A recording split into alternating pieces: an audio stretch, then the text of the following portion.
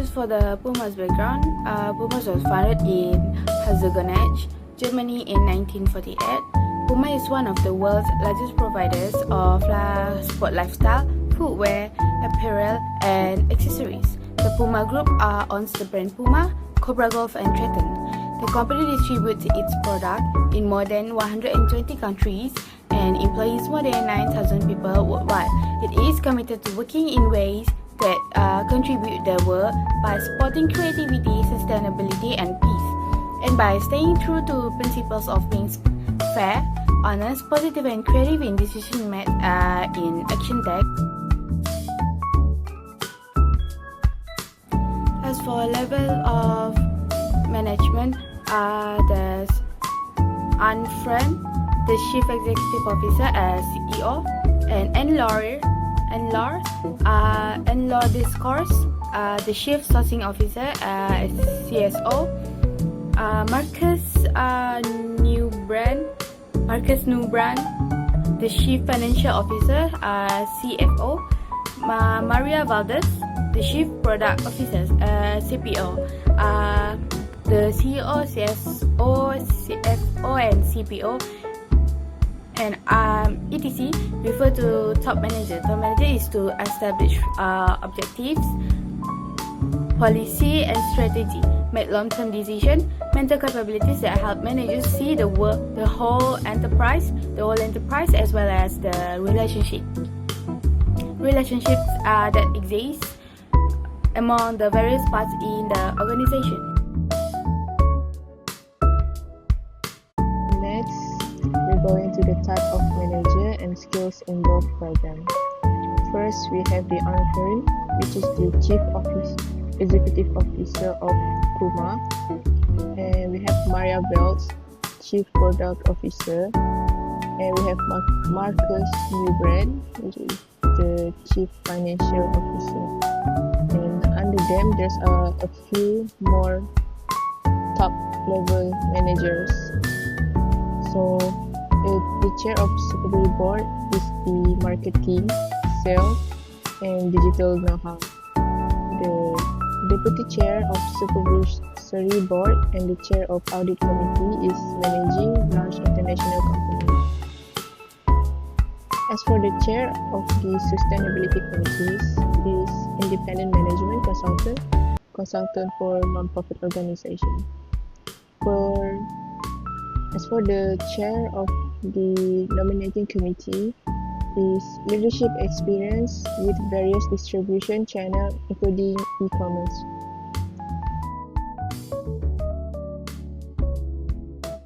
Hi, my name is Nurshoda and I'm working on 2.0 planning and 5.0 for the motivation. Firstly, let me explain on 2.0 planning first. Planning is the process of outlining the activities to achieve the goals of the organization. So in this 2.0 planning, it includes a vision, mission, and two types of plans. So let's go one by one first. So this is the vision and this is the mission of the company Puma. So for the two types of plans, it includes of single-use plan and standing plans.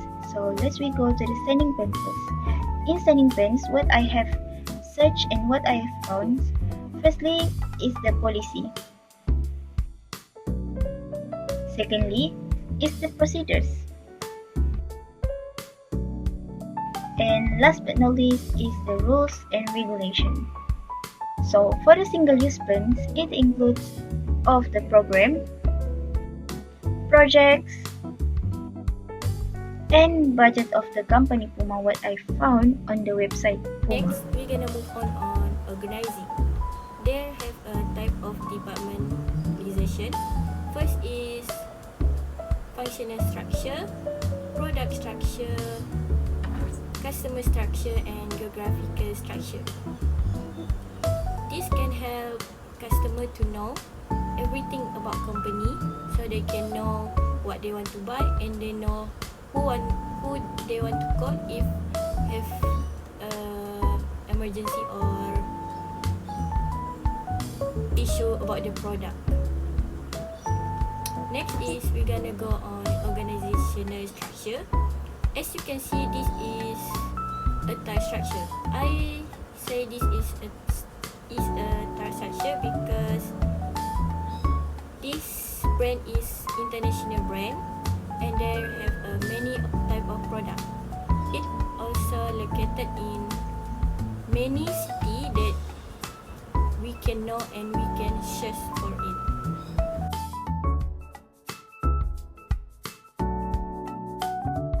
Well, hello to everyone. Now let's enter a new discussion about the locus of decision making in this company. Before we dive into more details, let's take a moment to talk about what decision making really means.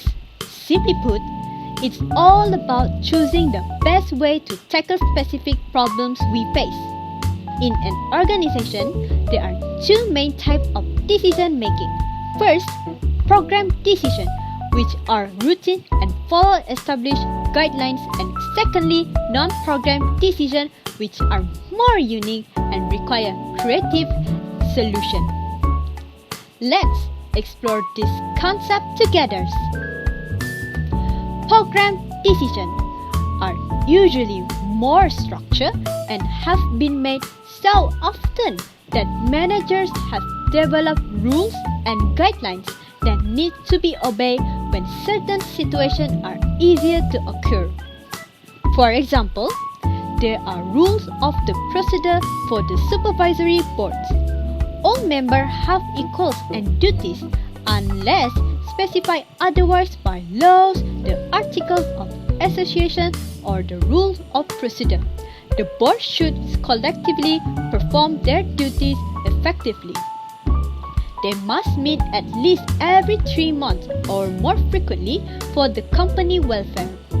When an agenda item requires a decision, the notice must include a proposal and explanation.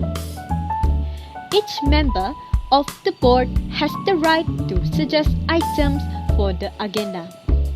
The supervisory board may also hold meetings without the management board present. Lastly, an example of a program decision is the minutes.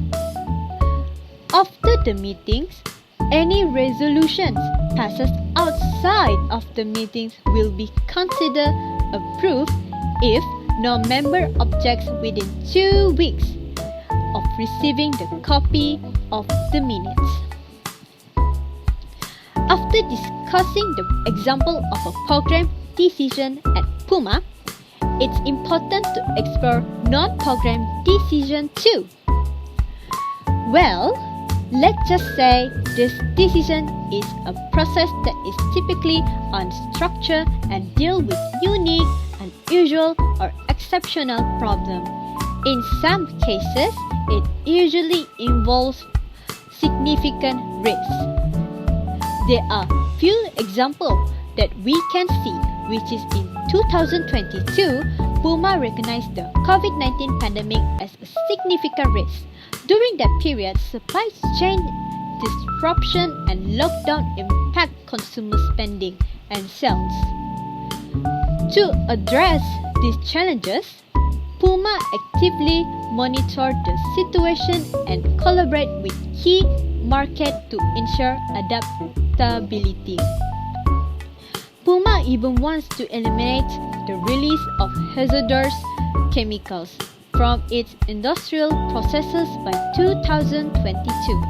Focused on prevention, the company aims to eradicate these chemicals throughout the life cycle and production of its products. An action plan must be established with the next 8 weeks. Puma is all about being responsible. When it comes to the environment, they want to make sure that both Puma and suppliers stick to the environmental rules and keep any negative effect on nature to a minimum. The aim is to create a positive impact on the environment for Puma and its entire supply chains. Puma has put together a handy environmental handbook full of tips for saving water. In 2023, They also look at the action they be implementing at various sites. For example, at the headquarters, they started collecting rainwaters to use for the office and the lovely garden space around it. They not only help cut down on freshwater use, but also save on water bills. How great is that? In conclusion, decision making is key for company as it involves choosing the best option to achieve their goals. Now, let's move to 5.0, which is motivation. Motivation is a set of force that cause people to behave in certain ways, which is that means a psychological process that gives a direction and purpose to the behavior. I have defined this using the concept of Maslow's hierarchy. In this Maslow's hierarchy, we have 5 categories, and all of these I have found in the company Puma website. Firstly, this is a psychological needs, self-esteem, self-actualization, social needs, and last but not least, the security needs.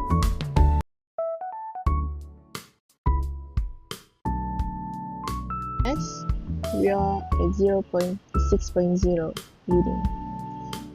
So, leading is motivating and directing the member of organization that was made by the leader, who can lead the whole group or like the organization and rely on others without having to rely on force. So leadership means a process of directing the behavior of others to accomplish some goals. Leadership is very important to create a vision of the future, deciding the strategy to achieve the vision, along with the communicating the vision so that everyone can understand and believe in the vision.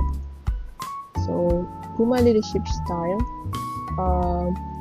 it is based on the path goal theory, where like the theory says that the leader's job is to assist their follower to achieve their goals, along with providing all of the necessary direction and support.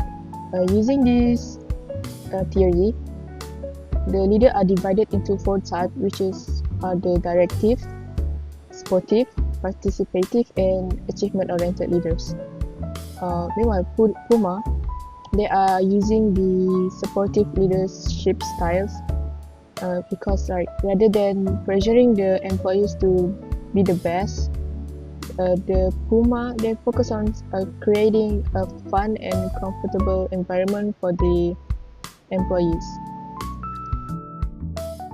After our journey to learn new things about Puma, it's time to enter our last discussion about controlling. Controlling is the process through which managers regulate organizational activities to make them consistent with expectation and help them achieve predetermined performance standards.